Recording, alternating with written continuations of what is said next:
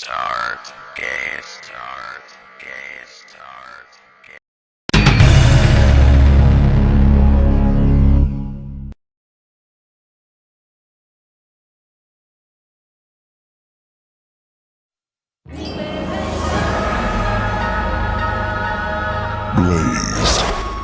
Over the years, the Firespawn Blaze has watched over the realms, keeping guard over the egg of the Dragon King. His new purpose is to awaken the sons of Argus, so that they may begin their quest to save the realms from Armageddon. Blaze is a firespawn who was created by an Edenian sorceress. His initial purpose was to wander the realms and keep an eye out for superpowered warriors, like Shang Tsung, Shao Kahn, even Raiden. The sorceress had a vision that eventually there would be too many of these superpowered warriors and eventually will cause Armageddon. Once Blaze sees that Armageddon is imminent, he'll step in and take action. Well, Blaze is the final big boss character in Mortal Kombat Armageddon, and you can consider him to be like the final big boss. What everything was leading up to in all the Mortal Kombat games, the very top of the food chain is Blaze. Blaze started out as a background character in MK2. He wasn't a playable character. You just saw him, you know, he's about this big in the background of one of the pit backgrounds. At the time, we actually called him Torch. For legal reasons, we couldn't call him Torch, so we ended up naming him Blaze. What was cool about the Armageddon version of Blaze is that it gave us a chance to throw a lot of effects at him. He has a lot of cool particle effects. He has a lot of cool effects that we haven't done on any other character. Blaze's moves are just really big, kind of massive. He's not a graceful character. He's huge on the screen. He's going to roll into a ball, steamroll his opponents. He's going to have a fireball, a quake, molten lava, teleport. He's obviously kind of like this heat-related character. My favorite move from Blaze is probably his steamroller rolling attack, where he basically just kind of rolls over the opponent.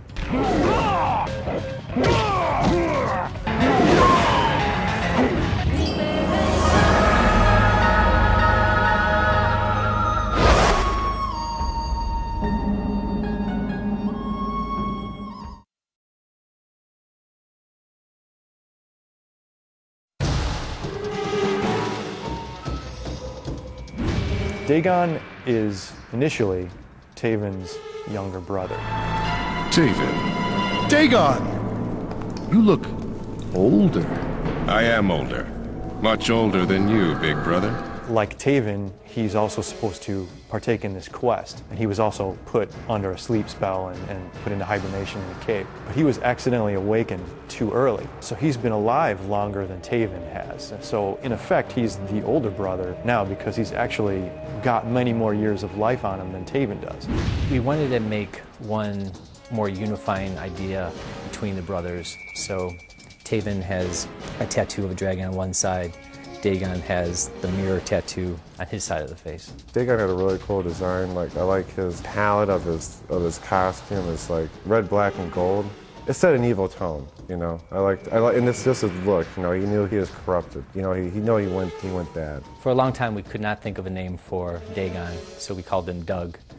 We eventually came up with Dagon, and same thing happened for Taven. We could not think of a name, so we ended up calling him Bob for quite some time. The thing that's special about Dagon's special moves is that they're kind of like defensive when they start off. If you shoot a projectile at him, he can roll under it and attack you. So they kind of start off defensively and then they end up offensively.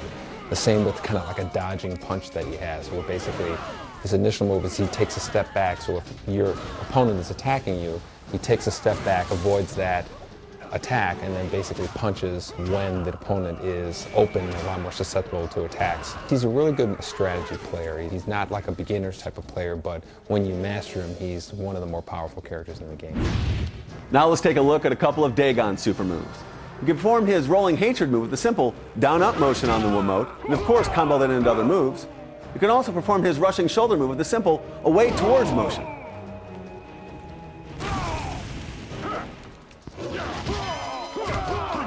We can also perform Dagon's fiery hands move with a simple half circle towards gesture, or we can perform his cloak of avoidance move with a simple half circle away.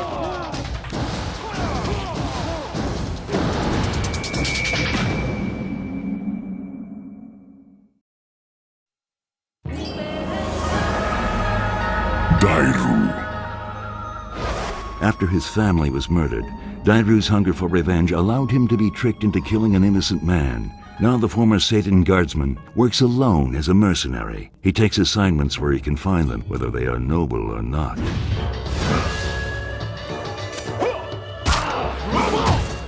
Dairu was a part of the same military force as Hotaru in the Realm of Order. Dairu was accused of a crime and was about to be sentenced.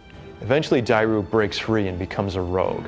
Dairu was a character that was introduced in Deception, but we actually had begun working on him during Deadly Alliance, and he didn't make the cut.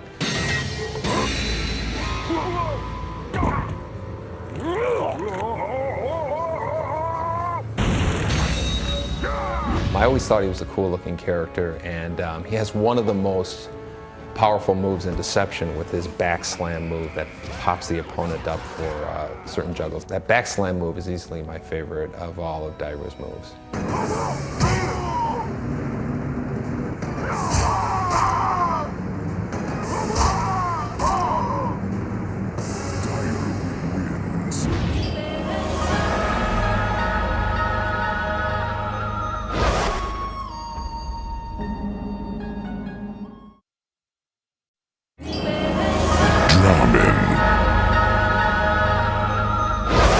A wandering Oni allied with Moloch. Draman was once a vicious landlord who found himself punished in the flames of hell after his death. Over the centuries, he has achieved the status of Oni Tormentor, and now practices his skills on the miserable souls of the fallen. Draman is a really interesting looking character. He doesn't really look like what you'd expect a Mortal Kombat character to look like. He comes from the Netherrealm. He's an Oni, a demon from hell. In Mortal Kombat Deadly Alliance, Draman and Moloch were assisting Quan Chi in escaping the Netherrealm. Quan Chi turned on them and abandoned them, so they have a vendetta against Quan Chi. I always liked Draman as a character. I always had a cool design. He's basically, you know, a skinless guy with this big club for a weapon. Draman's basically just this big mound of walking, rotting flesh. Draman was probably one of the most difficult characters to program just because he had this club on him when he kept switching sides. We had to write special code to make sure that the club didn't switch to his other arm. He was one of the oddest looking characters because he didn't look anything like a ninja. He didn't look anything like a human being. He was kind of like almost like this strange corpse-like feature with a mask on. To me, that was easily the oddest of the Mortal Kombat characters we've ever had. Draman is probably one of the more comical moves too, where he would actually shoot a ball of flies at his opponent. He always had flies buzzing around him, so we were trying to come up with moves for what kind of special moves are we going to give this guy, and then, you know, one of the obvious things was just a ball of flies, and the opponent's kind of waving the flies away from him.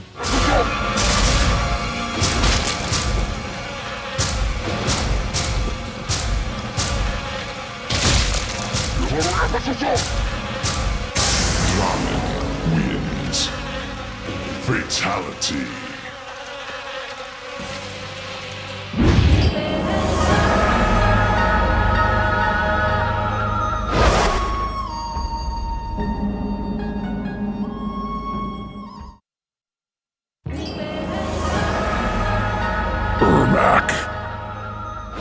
The enigmatic Ermac is a being composed of the souls of conquered outworld warriors. For many years he served at the side of Shao Kahn, but has since freed himself from the Emperor's influence. Once a force of evil, he now controls his own destiny. Ermac has always been one of my favorite characters. He's kind of a more mysterious ninja. Ermac is a warrior that was comprised of many different warrior souls, all merged into one entity. Shao Kahn put him together and used him to do his bidding. In our diagnostic screen, it said Ermac 5, and people thought that it was something that was related to the game, but it had nothing to do with the game, and so they thought that there was a character named Ermac. That started a rumor, and that, you know, a lot of the ideas that we like to create are ones that were based on rumors from previous games.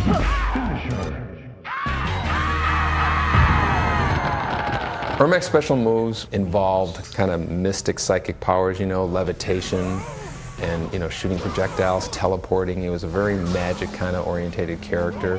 He was actually one of the more powerful characters in Ultimate Mortal Kombat 3 because of that teleport slam move that he had. That's easily one of my favorite moves in Mortal Kombat 3, and maybe one of my favorite moves in all the Mortal Kombat games has been that teleport slam.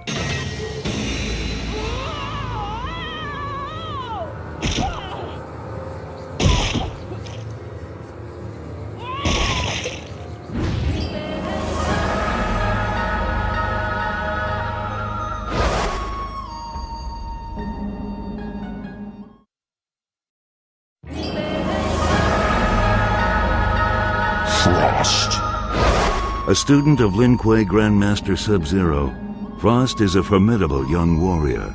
Her powers of cryomancy are extremely advanced for one so young. Headstrong and driven, her abilities are eclipsed only by her overconfidence. Frost is very similar to Sub-Zero in that she has freezing powers. Her initial storyline is that she was trying to join the Lin Kuei, which was just reforming under the leadership of Sub-Zero. So she joins the clan, and Sub-Zero is so impressed with her fighting abilities and a little curious about the fact that she has powers over cold. He sort of takes her under his wing, takes her with to Outworld to fight the Deadly Alliance.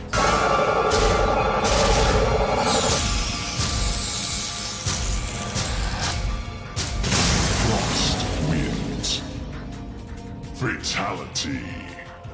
Frost is kind of the female Sub-Zero, if you want to think of it. Ever since we had the first Sub-Zero, we had always talked about having a female version of Sub-Zero.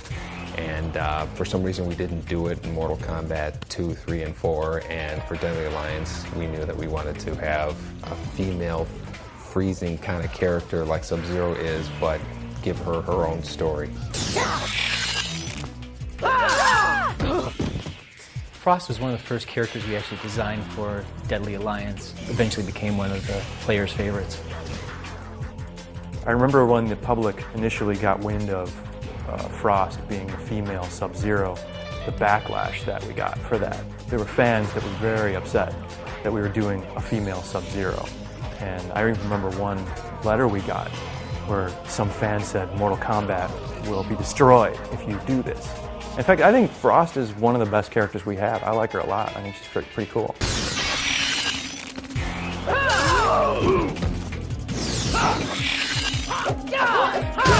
The design of the Frost costume was done by Herman Sanchez, and he came up with this really great kind of frozen spiked hair for her with, you know, mist coming out of it, and that really became one of her more kind of signature visual traits that she's had in the game.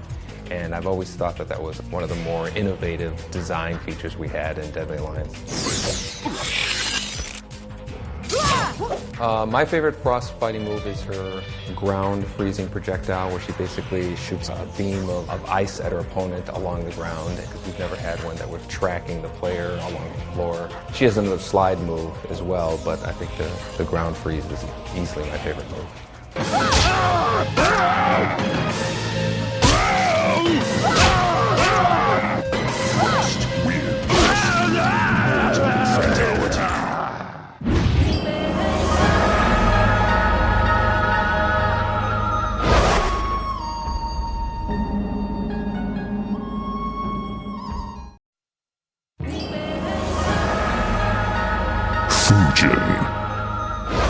When Raiden was accepted into the pantheon of the Elder Gods, Fujin replaced him as protector of Earthrealm. Fujin's wisdom is matched only by his ferocity in battle.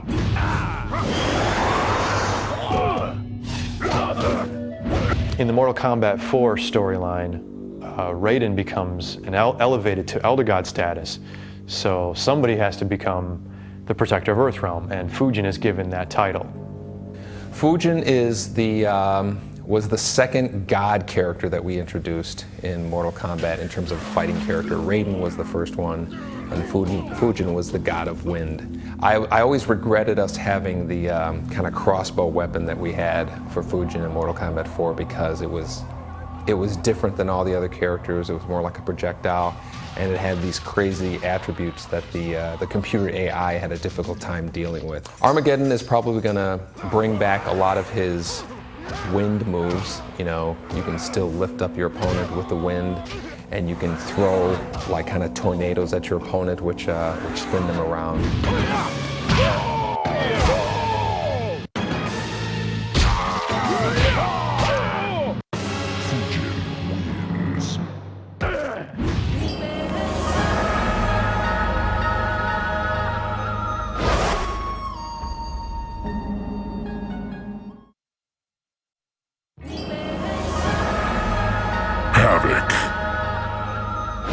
A denizen of Chaos Realm, Havoc despises order and sees it as a threat to everything in which he believes.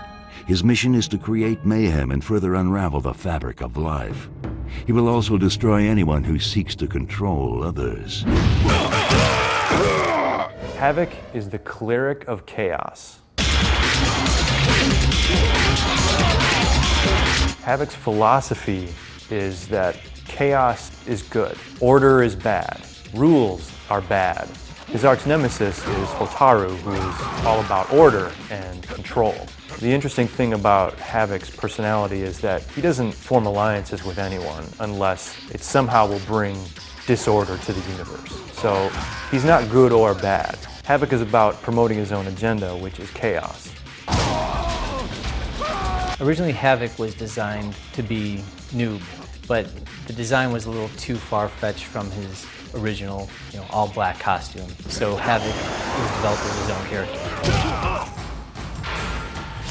We wanted to have a character that kind of looked like he was decaying. When we thought of special moves for him, we thought, okay, let's do stuff that looks really disturbing. So we had him, breaking his own bones. And when he would shoot his projectiles, his knees would bend the wrong way. His harakiri move, where basically he would just tear his own head off, show it to the camera, and then fall over dead. So we really wanted his moves to be something that were disturbing and would make the audience kind of wince and like, every time he's doing these moves.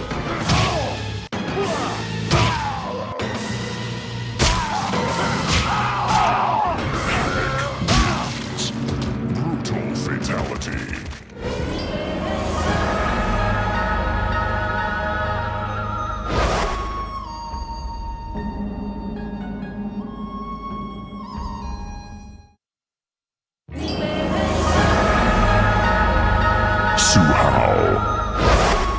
Suhao's strength is matched only by his treachery.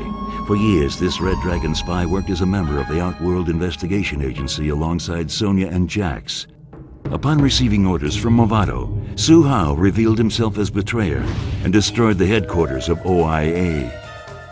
Suhao is one of the Red Dragon clan, so he is definitely one of the bad guys. In Jax's ending, Suhao gets killed. Jax rips his heart out, and we were fully prepared to say, yes, that really did happen. He's dead and he's gone. But Mortal Kombat Armageddon is about bringing every character back to life, so Suhao is back, much to my dismay. Suhao is a Mongolian character who was originally designed to be the anti-Jax. The Chinese army did experiments on him and replaced most of his chest with machinery. Suhao is a character that went through a number of iterations. He had a completely different look when we first started Mortal Kombat Deadly Alliance. His two moves that he had was he had this big clap move that I had seen in a number of kind of comic books with superheroes that I always thought would be a cool thing to have in a fighting game. His fatality is he has this big beam that comes out of his chest, cuts the opponent in half. He has this kind of circling thing around his heart. Everybody's wondering, where does that come from? What does it do? And that's how we explained it with a fatality.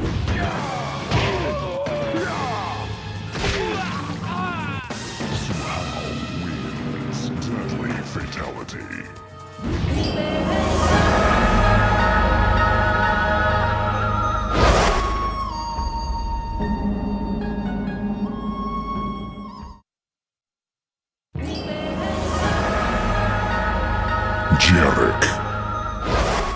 Long thought to be the last remaining member of the Black Dragon, Jarek had served as Kano's second in command. After his master's apparent death, Jarek fled to Adinia. Shinnok's attempt to take control of the realms seemed to leave him no other choice, and so Jarek joined forces with his sworn enemies, Sonya Blade and Jackson Briggs. Jarek first made his appearance in MK4, and if you actually look at him, he's based on one of our character artists, Herman Sanchez.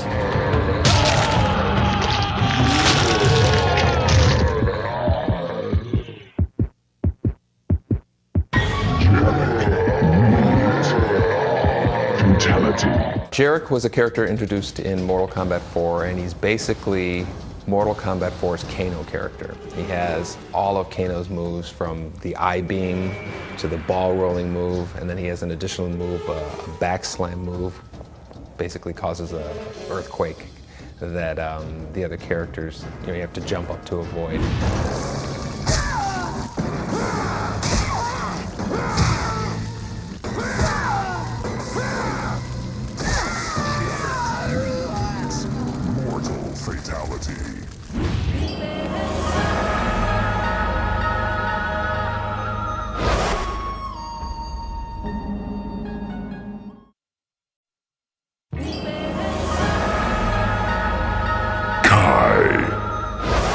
Once a member of the White Lotus Society, Kai trained under the instruction of Liu Kang. His tutelage complete, Kai wanders the world on a quest of self-enlightenment. Kai is a member of the White Lotus Society, which is an organization formed by Raiden to protect Earthrealm. Kai was another character introduced in Mortal Kombat 4. We wanted an African-American character who was very nimble, very quick, like Liu Kang. We really wanted to give him projectile moves that were completely different from Liu Kang. So his fireballs go down into the ground and come up by the opponent, or he shoots them into the sky and they land down on the opponent.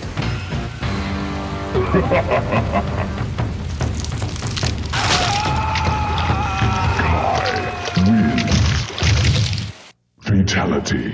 In Mortal Kombat 4, he actually was able to stand on his hands and walk around on his hands, which, I wish we could have had created that for his alternate fighting style in Armageddon, but there really wasn't time to do that.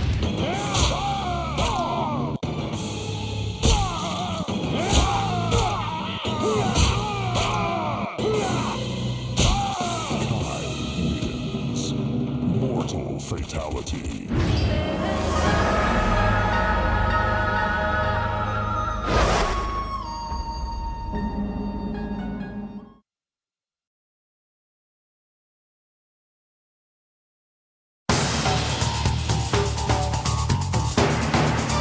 Chameleon is, as far as we know, the only female survivor of the raptor race.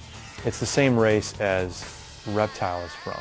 Her realm and her entire race was destroyed by Shao Kahn like a long time ago. Her main goal in life is to destroy Shao Kahn for that. Chameleon with a K first appeared in the home version of MK3 for the Nintendo 64. We brought her back in response to a lot of fans' complaints that she was not in Armageddon. She was one of the only characters that did not appear, who was technically in the series. We just didn't have time to put her in. The original version of Chameleon was basically just a palette swap of Katana. For Armageddon, we wanted to give her a slightly different look. She now has longer hair. She has transparent skin that distorts the background, which is a cool effect. Her costume color actually changes as she does the moves from other characters. Chameleon's special moves are kind of borrowed moves from the more powerful female characters. Tanya's projectile, for instance, is one of the moves that Chameleon has exactly. And Melina's teleport drop kick is another move that she borrows. If you basically think of the best moves from Katana, Melina, Tanya, and Jade, you take those best moves and put them into one character, and that's what Chameleon does. Let's take a look at a couple of Chameleon super moves. You can do her square wave punch with a simple down-up motion, and her yellow surge with a simple half circle away. And of course, you can combo these with the down-up motion straight into half circle away.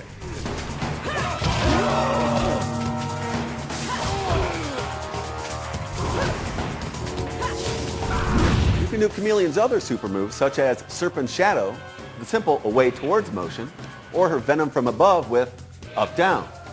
You can of course combo those with the simple away towards, up down.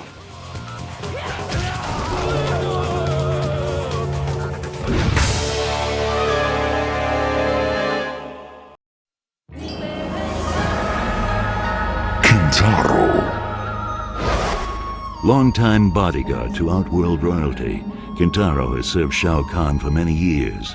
Like Goro, he is a member of the four-armed Shokan race and descends from a lineage known for its brutality. Kintaro is like a Shokan, but he looks like a tiger. He has tiger stripes. He works for Shao Kahn the same way that Goro did. Kintaro is a kind of like a bigger, badder version of Goro that appeared in Mortal Kombat 2. He's a lot more nimble than Goro was because he was able to teleport and fly all over the screen, but he was actually bigger than Goro. So it was a lot more of a intimidating character because you never know what he was going to do next. He had a fireball, a teleport, a stomp move. I think my favorite move for Kintaro is the move that he shares with Shiva, which is basically the teleport move. He basically flies off the top of the screen, lands on the opponent, stomps on them a few times. We tend to give the four-arm Kuotan characters that move.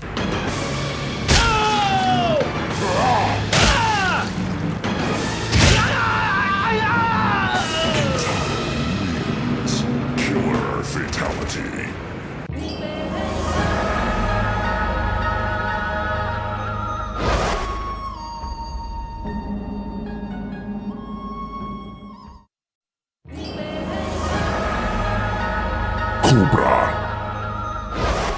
Once Cobra was nothing more than a street thug on his way to jail. Though extremely adept at martial arts, he used his skills for intimidation and cruelty. Freed by Cabal and Kira in a daring attack on the police, Cobra was asked to join the newly reformed Black Dragon clan, where his brutal nature would be an invaluable asset. Cobra is a warrior from the mean streets of America. In the Mortal Kombat Deception storyline, his main goal was to kill people. He really wanted to use his newfound martial arts abilities and see if he could kill somebody with it. We wanted him to be kind of Mortal Kombat Deception's version of the simple character that everybody can pick up and play. So shooting his fireball is very easy. His teleport move and his flaming fist move are very easy to execute. So we always wanted that character to be one of the more accessible characters. My favorite move for Cobra is this kind of crazy kick that he has where his leg kind of does this around the clock thing and he slams the opponent into the ground, bounces him up back into the air for jungle combos. One of the more elaborate moves that Cobra has.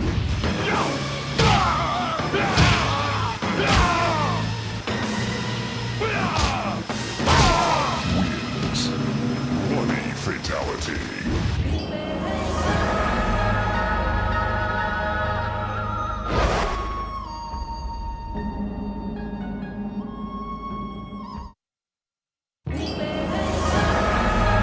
Creative Fighter. Mortal Kombat Armageddon is the first MK to give players the opportunity to create a custom fighter, which they can completely define and compete with locally or online. Creative Fighter is something we've wanted to do for a long time. The fans have been requesting it. This is actually the opportunity for players to create their own characters and have them fight against the normal Mortal Kombat characters or fight against other created characters. In Creative Fighter, you can pick out every different attribute on a character, from hairstyle to boot style to costume style. You can make the exact character you wanted to see in Mortal Kombat. After you define the look of a character, then you can go in and name the two fighting styles, and you can assign different attacks. And one of the really exciting things is, besides just punches and kicks, you can actually create your own combos. So you can create your own string of 3 or 4 attacks and put those right in the game. Our goal was to really let the player use their imagination in creating their characters. So we were giving them the ability to define the subtle things, but the things that really make a character unique, and define the character's name, define their characters, victory animation, taunting animations, and other small nuances that really make a character unique. Creative Fighter is set up so that if you're, a hardcore fan, you can go in and do everything from scratch and make this super character just from nothing, basically. And if you're a more casual player, you can go in, pick a default that'll have some attributes already assigned, and you can just tweak a couple things and then go in the game and fight. Another thing we're very excited about with the Creative Fighter feature is the fact that you can take your Creative Fighter and play him online against other fighters created by other players. That to me is the real test of how powerful your character is, how he matches up against your opponents.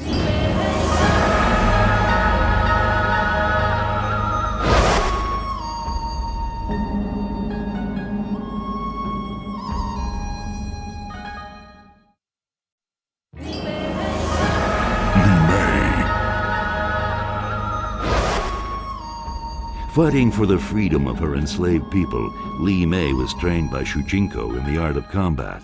Now she is a formidable warrior who battles for her people and for persecuted souls everywhere. Li Mei is originally from Outworld. Her village was enslaved by Quan Chi and Shang Tsung. She vowed to defeat the Deadly Alliance in order to free her people. Mortal fatality. Because she had this kind of skimpy outfit, we gave her a lot more acrobatic and provocative moves in the game. So she has these crazy flip kicks where her legs are doing things that are just physically impossible. So she's kind of like the sexy bombshell character from Deadly Alliance.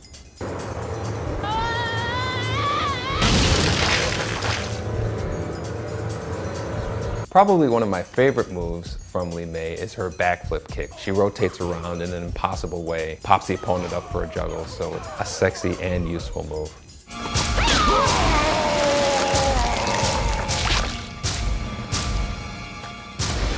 Li Mei wins.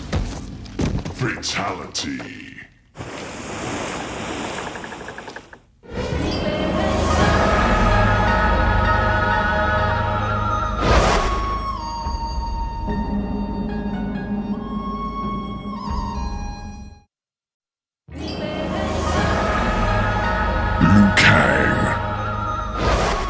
A former champion of Mortal Kombat and member of the White Lotus Society, Liu Kang was murdered by Shang Tsung.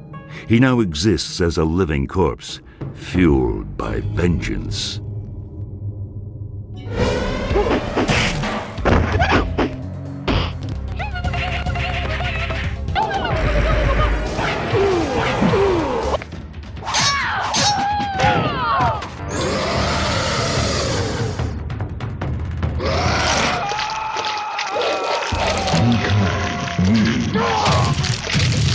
Fatality.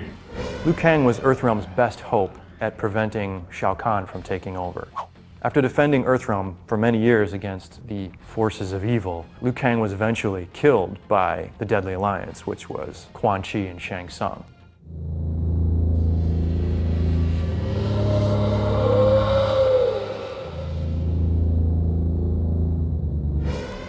Liu Kang has always been the ultimate hero in Mortal Kombat. He's been kind of like the common man character throughout the whole series. We don't give him the crazy violent moves. He's a Shaolin monk. We really wanted to make him the character that was the hero of the game. So we did that for a number of titles, and finally we really wanted to kind of change things up. At this point, Liu Kang exists in two forms. He's an undead corpse, and he's also his spirit self. Liu Kang was designed to be the most accessible Mortal Kombat character. His moves are the simplest to perform. Towards, high punch, towards, high kick.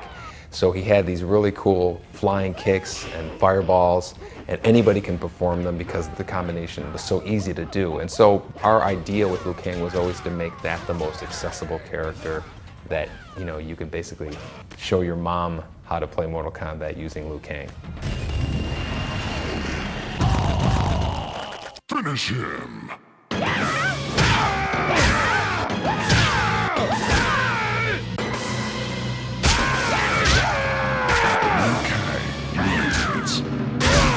Fatality.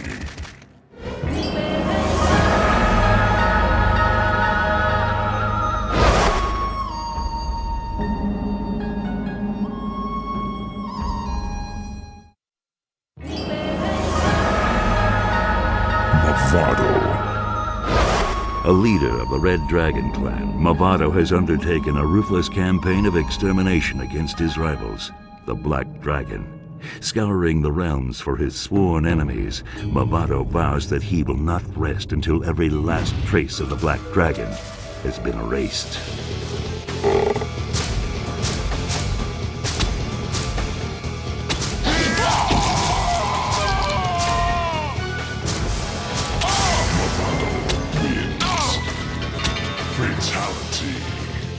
Movado is from Earthrealm. He's a high-ranking member of the Red Dragon clan.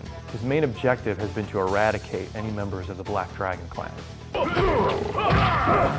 Movado originally started out as more of a matador kind of character, which didn't fit into the Mortal Kombat look at all. Movado was another character who started out looking completely different than he ended up looking in the final version of Deadly Alliance.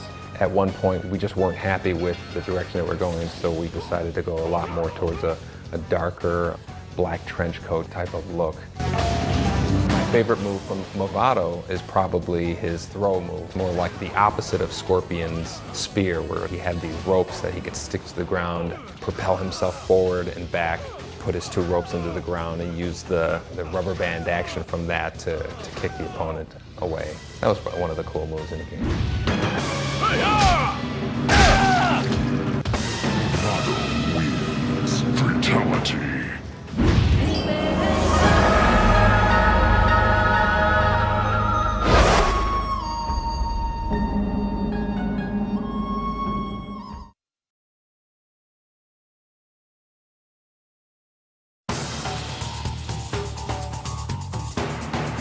Meat is an incomplete construct from Shang Tsung's flesh pits. He escaped before he could be completed, and that's why he looks like a big chunk of meat. Meat was originally created by Tony Goski for MK4. But it's not an official character. He started out as being the victim of a fatality. So like when acid got spilled on a guy. It's kind of a magician thing. You got the curtain up, then the curtain goes down. So the acid goes over the body, and then we swap out the character with this kind of generic skinless guy. And when you make someone, you got to make a name for him just to put him in the file so the programmers can reference him. So I'm like, okay, let's call him Meat. Eventually, at some point, somebody said, wouldn't it be cool if you could play as that character? So we mocked it up. I think Mortal Kombat 4 was where that character first appeared. Steve Brand totally, he did a really great job with like kind of these little gruesome details. For Armageddon, we decided to make him look a little bit beefier, a little slimier, so he has like meat chunks rolling down his flesh. He has an eye that is pulled out of the socket and kind of bounces around as he fights. Just overall, like a cool-looking character. In terms of special moves, Meat has a projectile move where he basically takes his head off and then he bowls it at the opponent. He has a teleport move where he kind of falls backwards, see a big splash of blood, and then another splash of blood comes from behind the opponent, and then he kind of surfaces from there. He has this slide move where he basically, slides across the ground and leaves a big old trail of blood. Now let's take a look at a couple of Meat's super moves. You can perform his head roll with a simple gesture of half circle away. You can also perform Meat's leg slide with a simple half circle towards motion. When using the character Meat, if you find yourself low on health, you can perform his body mutilation move with a simple towards away gesture to add health back to your meter. You can of course still perform his flesh teleport move and combo that into other moves. See, most people don't know this, but Meat has a cousin named Scully, which is basically just a skeleton without meat, but he's never made it into the game.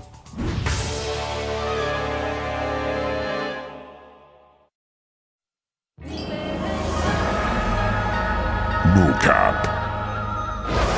This unfortunate bystander finds himself embroiled in an otherworldly struggle simply by being in the wrong place at the wrong time. A motion capture artist, Mocap now fights for his life. Fantasy and reality have become one and the same. Mocap has a little bit of a storyline.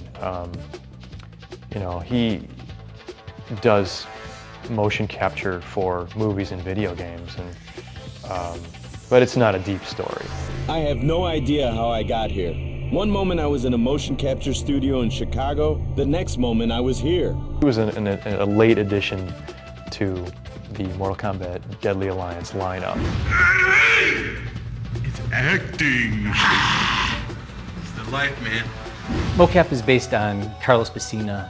He's our motion capture expert on the game and very talented performer. He's been in every Mortal Kombat game. Started out as Raiden. Got that on. Got that action working. At some point we were coming up with hidden characters, Blaze being one of them from Mortal Kombat Deadly Alliance, and mocap was something we can easily put together, and we decided that let's make him look like Carlos, put Carlos in the game, and that's the main motivation behind the mocap character. Carlos is the life of this game. Ed and Steve together came up with the idea of, hey, let's put in this funny, Carlos mocap character, which, I thought was pretty flattering. But, it's also kind of weird seeing, a fatality performed on your actual self. So it's kind of disturbing a little bit.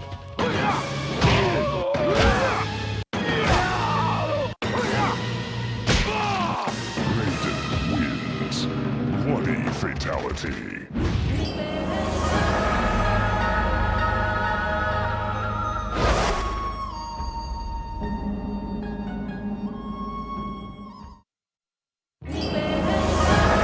Moloch. A demon or Oni. Moloch is a creature known more for his strength than his intellect. Astoundingly powerful and remarkably cruel, this hulking brute takes pure delight in the pain and suffering of others, especially if he has caused that pain. Like Dramine, Moloch is an Oni from the Netherrealm. He and Dramine have escaped the Netherrealm, and now they're running amok. Initially, Moloch and Dramine had a deal with Quan Chi that he would help them escape the Netherrealm if they were to protect him from Scorpion. But he escaped the Netherrealm and left them there, and they're really pissed. So now that Moloch and Dramine have escaped the Netherrealm, they have a vendetta against Quan Chi.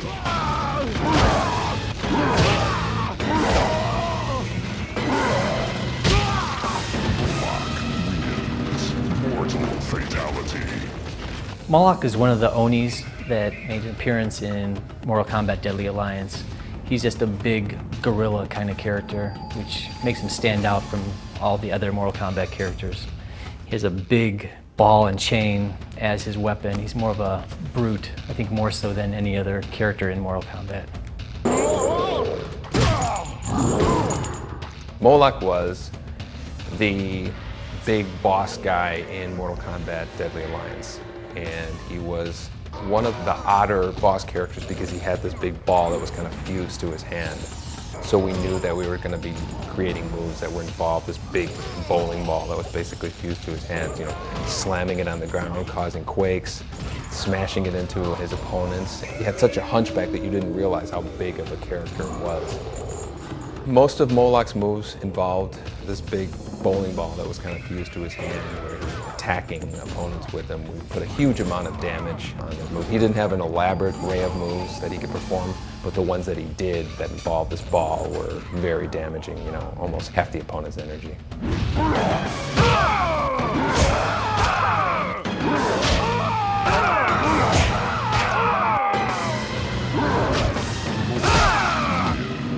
Mortal fatality.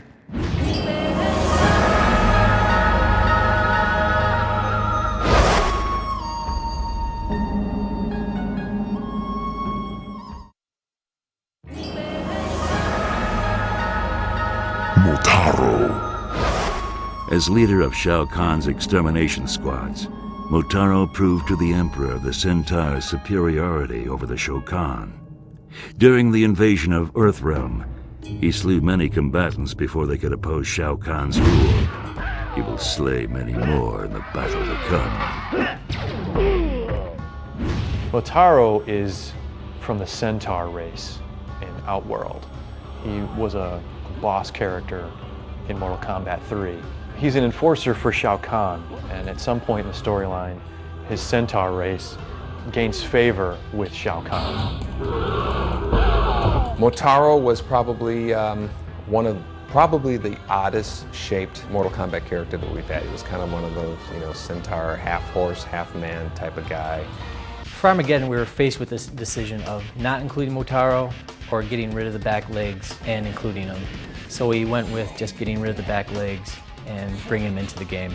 In Armageddon, Motaro's going to have a lot of the signature moves that he had from Mortal Kombat 3, which basically he shoots a projectile out of his tail and he can teleport like he did in Mortal Kombat 3, but we're also giving him new moves. He has this great charging move where he's like this big battering ram, so it's going to be a lot more of a bull in a china shop type of character.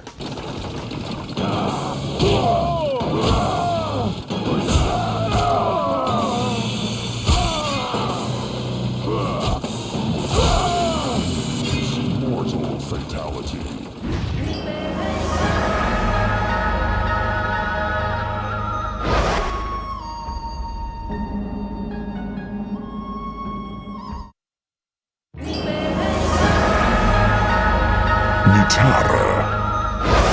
A vampire from a forgotten realm, Netara fights to keep her homeworld independent. Years ago, her realm was fused with Outworld, throwing it into chaos. Now that her home has been freed, she struggles to maintain its fragile stability. Netara was originally from the vampire realm, which at some point had been merged with Outworld by Shao Kahn. In Mortal Kombat Deadly Alliance, her main goal was to free her realm from Outworld.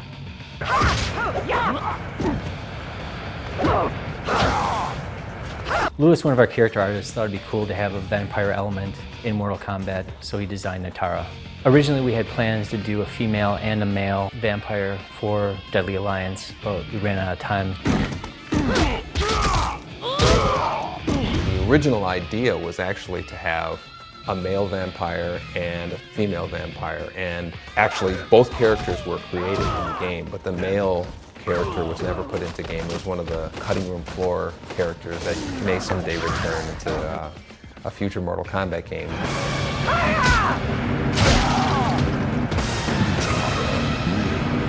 Netara had a really cool projectile where she basically just spit this huge ball of blood.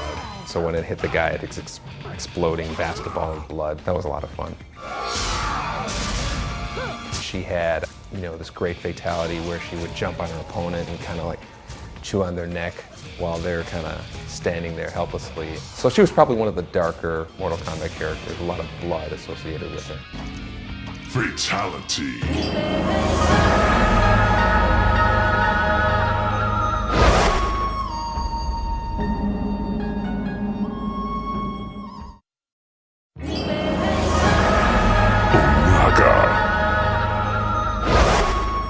Centuries ago, before the rule of Shao Kahn, Outworld was controlled by Onaga, the Dragon King. Recently, Onaga has found his way back to Outworld and is attempting to reclaim his former empire by any means necessary.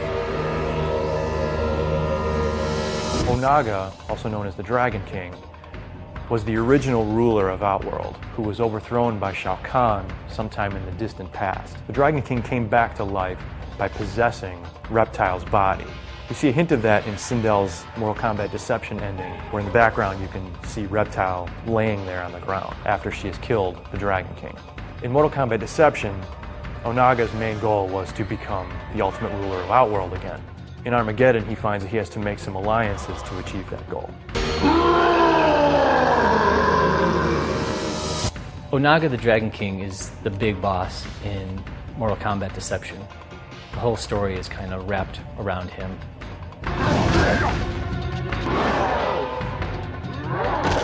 The Dragon King is kind of like a character that had been evolving through a number of Mortal Kombat games. We had kind of hinted in a number of our endings that Reptile was becoming this character that was evolving over time into a bigger character. And Deadly Alliance started making reference to this Dragon King character and associating it with Reptile. He was really kind of like one of these characters that was like hinted and then finally revealed in Deception as the big boss character in the game. He's a huge character, massive wings, very ominous looking character. Easily my favorite Onaga move is his throw, where he basically just grabs the opponent, flies up in the air, and then throws him down on the ground. It's probably the most cinematic throw move that we've had in a Mortal Kombat game.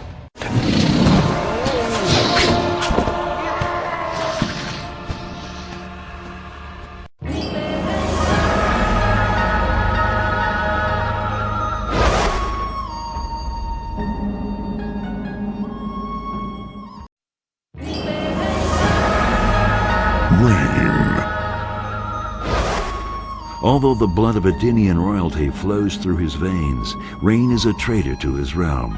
When faced with the prospect of death at the hands of Shao Kahn, he offered his allegiance to the Emperor and betrayed his homeland.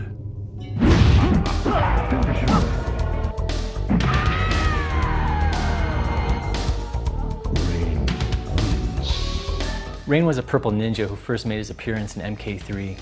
He got his name from an 80s pop song. Rain first appeared in Mortal Kombat 3, but he hasn't made an appearance since then. Rain will play a role in the conquest mode of Mortal Kombat Armageddon. Rain was a hidden character. It was one of those last-minute inspirational ideas. I remember we had taken a number of our ninjas and changed their color and created Sub-Zero to Scorpion to Reptile, and I think one day I was driving somewhere and I thought purple is a color that we didn't use, so we decided to put him just in the attract mode. He wasn't a selectable character. When people started coming up with the stories of how they found him and played him, we decided to say, okay, let's make him a hidden character that you can actually play in the game. My favorite fighting move from Rain would probably be his lightning summons move, where in Mortal Kombat Trilogy you were finally able to play as Rain, so we had to give him some moves, and we gave him this move where he would summon lightning that would strike the other player, bounce him up in the air for a juggle. That's probably my favorite move. Finish him.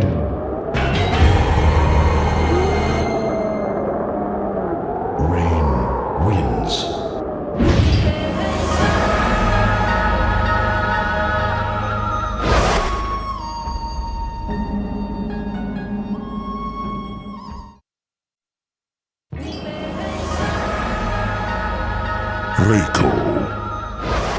Reiko has served as general to both Shao Kahn and Shinnok. He also served for a time as a member of the Brotherhood of Shadow. His skill in battle is legendary, though little else is known about this mysterious warrior. Reiko is the general of Shao Kahn's armies. Reiko was given that position because of his ruthlessness. Shao Kahn likes that in his enforcers.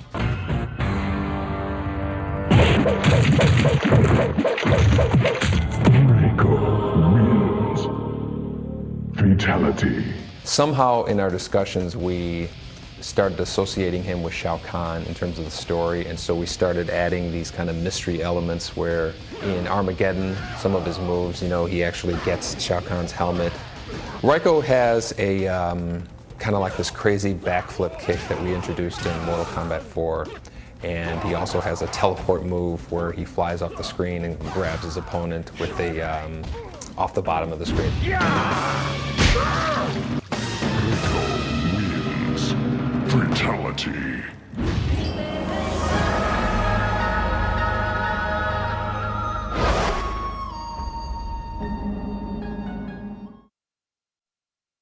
Serena. Once one of Quan Chi's 3 elite lieutenants, the demon Serena had a change of heart, offering to help Sub-Zero to defeat her sorcerer master. This betrayal cost her her human form and brought her years of suffering in the Netherrealm. Now free, she has regained her mortal form and has pledged allegiance to Sub-Zero and the Lin Kuei. You are still immortal. That means you can escape them. Serena is a character that first appeared in Mortal Kombat Mythology's Sub-Zero. She first became a playable character in the Deadly Alliance handheld version. Serena was originally one of Quan Chi's henchmen, but she broke away from his control to help Sub-Zero. Hi, how are you?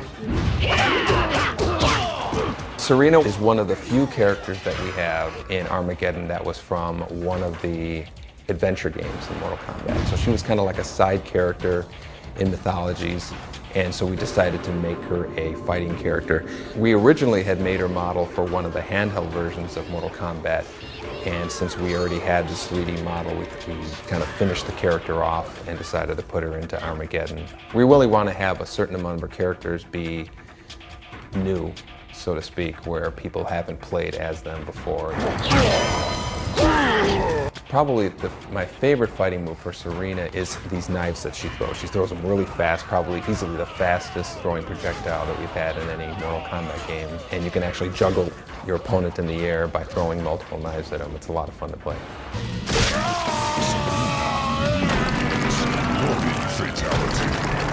Serena is actually one of the cooler new characters in the game.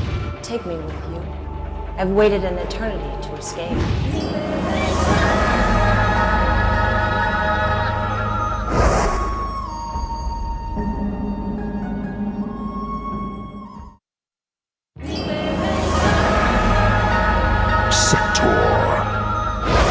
One of the original cyborgs manufactured by the Lin Kuei clan, Sector has grown more and more corrupt over the years. As his programming deteriorates, he becomes a bigger threat than ever. He may prove to be a danger to all, regardless of their alignment. Sector is a cybernetic ninja created by the Lin Kuei clan, which is Sub-Zero's original clan.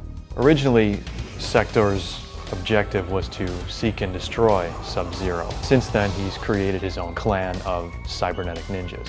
At one point, Sector kidnaps Taven, who's the hero of Conquest Mode, for the purposes of finding out what Taven knows about the quest. Sector is one of 3 cybernetic ninjas. There's also Smoke and Cyrax. Sector's still one of my favorite characters in Mortal Kombat. His design was influenced by a bounty hunter in one of my favorite films. Sector just has a lot of cool, techie attachments. Just overall, it's a cool looking character.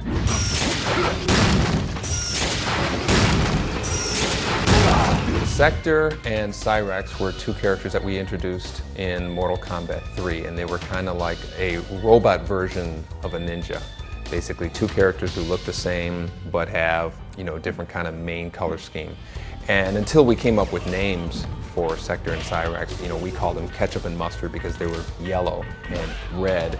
And for the longest time, that's how we referred to them. And finally, we had a meeting where we had to come up with a final name. The 2 names that people didn't hate the most were Sector and Cyrax, and now you can't really think of those 2 and think of them with any other names. He was one of the characters who was the most difficult to come up with a name and went the furthest in production before he actually had a name. Sector's signature moves involved a missile that came out of his chest, so he would use it as a projectile. He would shoot the missile forward. He had another homing missile in Mortal Kombat 3 that would kind of track the opponent. The other guy had to kind of keep running away from him. And he also had a great teleport move, which was great for juggling. He would fall off the bottom of the screen, come up on the other side, uppercut the opponent, which would make him vulnerable for another attack before he landed. Finish him!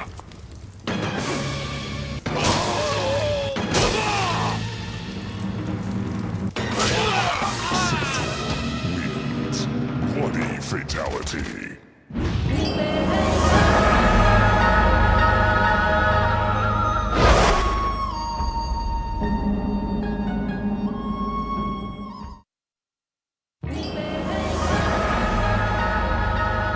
Shiva. A female of the 4-armed Shokan race, Shiva once served as protector of Queen Sindel. As brutal as Goro and Kintaro, she possesses more than enough power to destroy any opponent unfortunate enough to cross her path. Shiva is similar to Frost in that it's a female version of a favorite character. Sub-Zero was one of the favorite characters in the earlier Mortal Kombats, and so we had always talked about doing a female version, and we came up with Frost. Goro was clearly one of the most, iconic characters in Mortal Kombat 1, and so for Mortal Kombat 3, we decided to come up with a female version of it, and we wanted her to be a little bit more nimble, a little bit more, flexible than this big boss character, so we shrunk her down a little bit, made her more agile than Goro was. Shiva was created using a stop-motion puppet. A lot of time and effort went into posing her, kind of like they used to do the old-fashioned movies with Jason and the Argonauts and all that. Every one of her frames was posed manually and then, saved into the computer and then animated like all the other digitized characters were.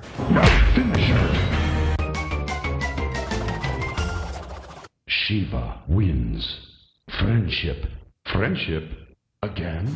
My favorite move from Shiva is probably her teleport move. Basically, she flies off the top of the screen, lands on her opponent, stomps on him a couple more times for good measure, and then jumps back off. It's easy to catch your opponent off guard with that move.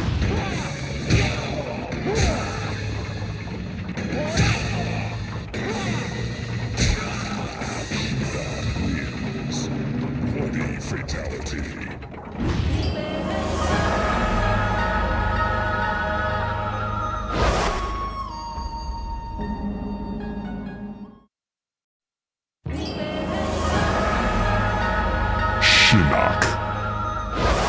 Once an elder god, Shinnok was banished to the Netherrealm when he attempted to overthrow his fellow deities. Upon his escape, he once again tried to usurp his former allies' dominion over the realms. Nothing will stand in the way of his insatiable lust for power. One of the story ideas we have is that the reason Shinnok was defeated in Mortal Kombat 4 was that Quan Chi didn't give him the real amulet. Quan Chi made a copy of the amulet and gave him the copy, and because of that, Shinnok wasn't as powerful as he should have been, and the heroes had an opportunity to destroy him and defeat him. The original model for Shinnok was based on me. The artist who originally designed Shinnok thought that I looked a bit like a villain, so he made Shinnok look a little bit like me.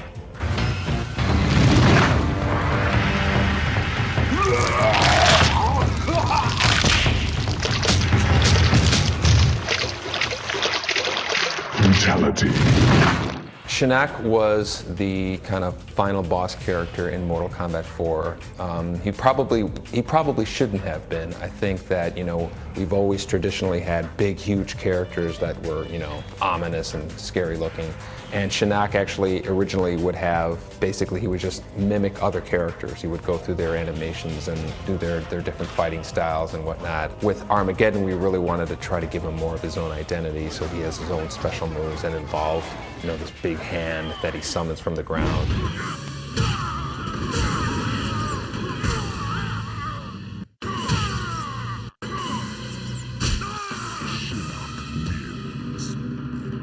Mortal fatality.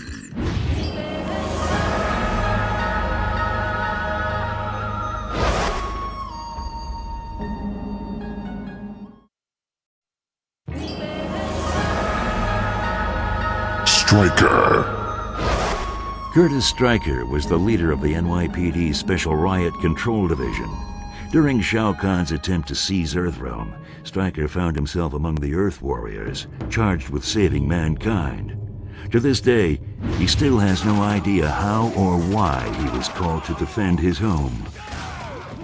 Stryker is one of the few warriors that is left behind in Earthrealm to help defeat Shao Kahn and stop his invasion.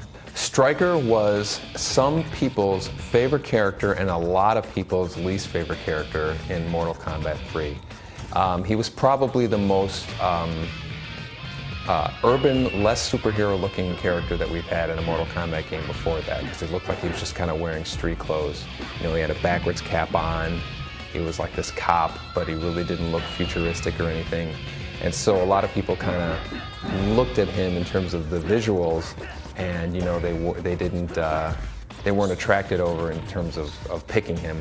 But if you actually picked the character, he was one of like the best hidden secrets in Mortal Kombat 3, where he was actually one of the strongest characters, and especially in Ultimate Mortal Kombat 3, when he was given his gun move, I think he was easily in the top 5 most powerful characters.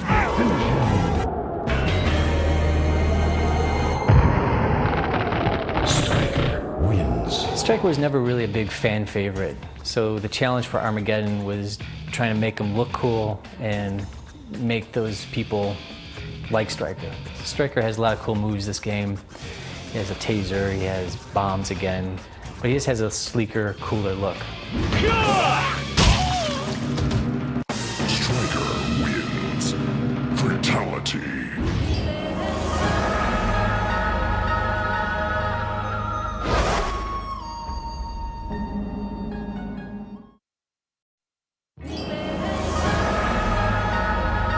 Taven. Son of the Adenian god Argus, Taven awoke from a centuries-long sleep to a future where powerful combatants wreak havoc upon the realms. To prevent Armageddon, he and his brother Dagon must undertake a quest that will decide the fate of the world.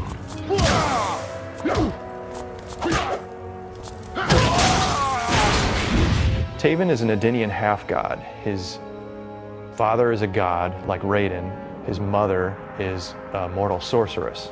That looks like Mother having one of her visions. And this must be Father speaking with the Elder Gods. These sleeping figures might be my brother and I. He has a brother, Dagon, and he and his brother have been put on a quest by their parents that may ultimately save the realms from Armageddon. The final name for Taven was something that I voted against, but now makes perfect sense to me. You know, it's one of those things where you name the character, you wonder how anybody can think of it as that name, and then a few weeks pass and then it just seems very natural. So Taven is the conquest character that was created that you take from beginning to end and becomes an unlocked character. Taven is one of the very few new Mortal Kombat characters that are being introduced in Armageddon. Taven has a number of very cool moves in Conquest mode where he can basically suspend time, freeze all the opponents, and then kind of attack them at his will. And he has this great ground pound move where his fist becomes like a flaming fist and he causes an earthquake with that. And that's probably my favorite move of all.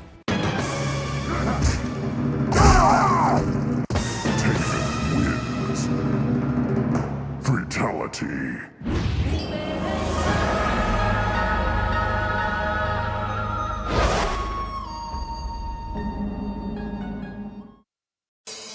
Game over. Game over. Game over. Game over.